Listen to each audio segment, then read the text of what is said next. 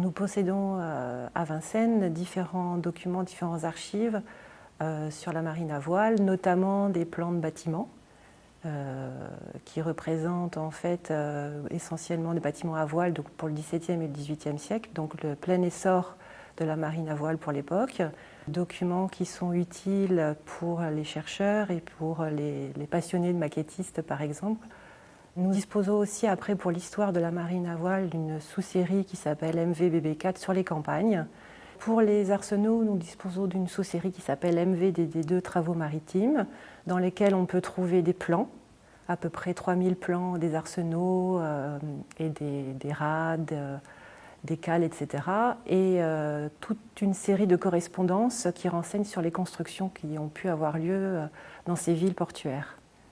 Le développement de ces ports a eu lieu essentiellement à la fin du XVIIe siècle.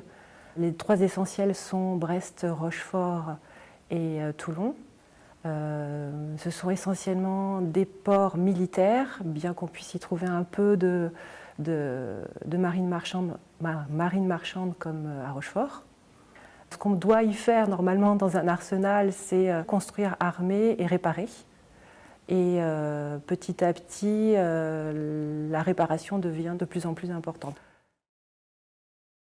Le choix de Brest pour les nouvelles formes de radoux s'explique par sa position stratégique à l'époque, qui donne directement sur la Manche. Et le port de Brest était un point d'appui important pour tout ce qui était des expéditions de l'époque.